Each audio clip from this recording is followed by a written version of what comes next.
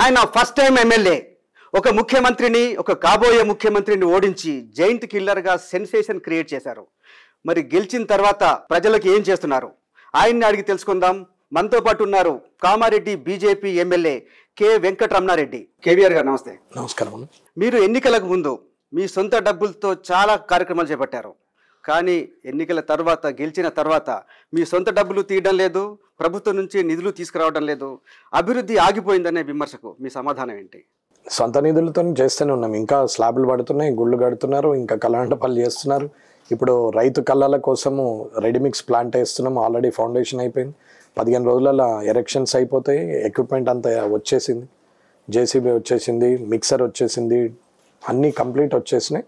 ఇప్పుడు ఒక 15-20 రోజుల లోపల కళ్ళాలు కూడా వేస్తాం. సొంత పైసలతోనే కళ్ళాలు వేస్తామని చెప్పినాం. కళ్ళాలు కూడా వేస్తున్నాం. కానీ చాలా టెంపుల్స్ ఇవన్నీ కూడా నిర్మాణం మధ్యలోనే ఉన్నాయి. మధ్యలో లేవు. 99% అయిపోయినాయి.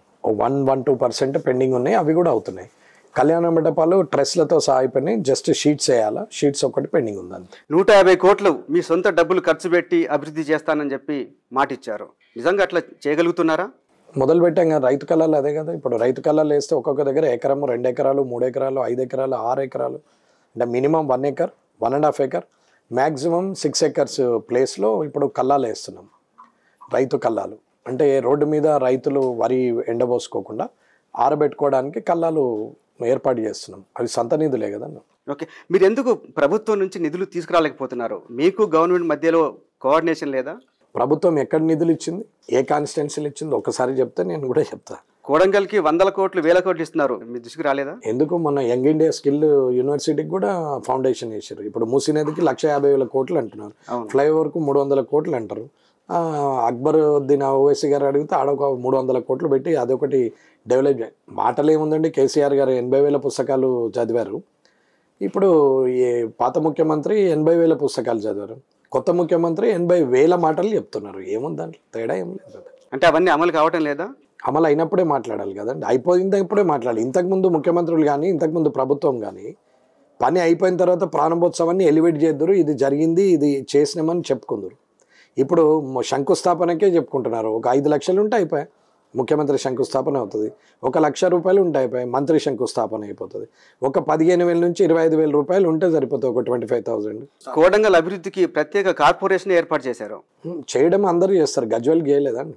గజ్వెల్కి కూడా చేస్తారు. ఈయన కొడ చేస్తాడు, ఆయన సూడా చేస్తాడు, అందరూ చేస్తారు. ఏమున్నది, సిద్దిపేటకి అవుతుంది, గజ్వెల్కి అవుతుంది, కొడంగల్కి అవుతుంది, మధిరకి అవుతుంది, సత్తుపల్లికి కూడా చేస్తారు. ఏముందన్న, మాటలది ఏముంది, మాటలు మస్తు ఉంటాయి. అనగానే అయిపోయిందా? నూడా చేశారు నిజామాబాద్ అర్బన్ డెవలప్మెంట్. అతను ఏమైంది, ఎన్నేళ్ళైంది నూడా చేసి?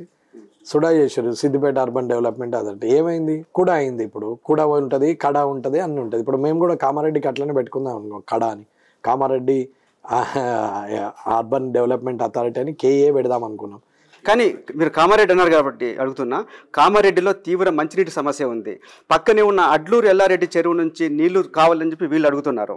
కానీ నీళ్ళు ఇవ్వద్దని చెప్పి రైతులు అంటున్నారు. ఇద్దరి మధ్యలో వెంకటరమణారెడ్డి నలిగిపోతున్నారా? ఎందుకు నలిగిపోతారండి? అది రైతులతో మాట్లాడి తీసుకోవాల్సినటువంటి నిర్ణయం ఎవరు తీసుకున్నారో ఎమ్మెల్యేగా నాకైతే తెలియదు. ఒకవేళ మున్సిపల్ కమిషనర్ గారు నిర్ణయం తీసుకుంటే ఆమె బాధ్యత వహిస్తారు. ఎవరు తీసుకున్నారు మీకు తెలియకుండా? ఎవరు తీసుకున్నారో తెలియదు. పేపర్లోనే చూశాను. నాకు కూడా ఎవరేం మాట్లాడలేదు. నేను మాత్రము ఆ విషయం మాట్లాడలేదు. కామారెడ్డికి నీళ్లు తేవడానికి 100 మార్గాలు ఉన్నాయి. రైతుల పొట్టగొట్టి తేవాలనేది ఏమి లేదు. ఒకవేళ రైతులను ఒప్పించి కూడా తీసుకురావచ్చు. కానీ రైతులతో ముందు మాట్లాడాలి, ఆ గ్రామాల్లో మీటింగ్ పెట్టాలి, గ్రామాల్లో చెప్పాలి ఏ సమయంలో నీరు వాడతాము, ఏ సమయంలో వాడము అనేది తెలియాలి. రైతుకు అవసరం ఉన్నప్పుడు మనం వాడము, రైతుకు అవసరం లేనప్పుడు వాడతామని చెప్పగలిగే స్థాయి ఉండాలి. అంతేగాని అధికారం ఉంది కదా అని ఏదో ఒకటి చేస్తామంటే అది కుదరదు కదండి. మీరు ఎమ్మెల్యేగా కామారెడ్డి వైపు ఉన్నారా, రైతుల పక్షాన ఉంటారా?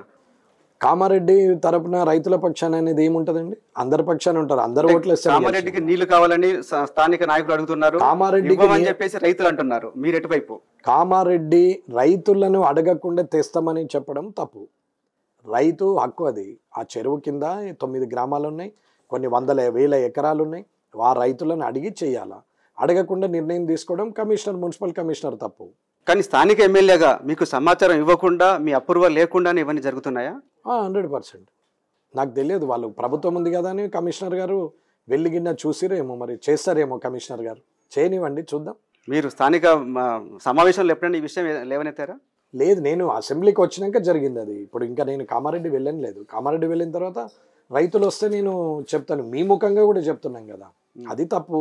రైతులను ఆలోచించి వారికి చెప్పి ఎప్పుడు అవసరం ఉంది, ఎప్పుడు అవసరం లేదు, ఎందుకు తీసుకుపోవాల్సి వస్తుందని చెప్పాలి. మీకు అడ్లూరు ఎల్లారెడ్డి చెరువు నుంచి కామారెడ్డికి నీళ్ళు ఇవ్వాలా వద్దా?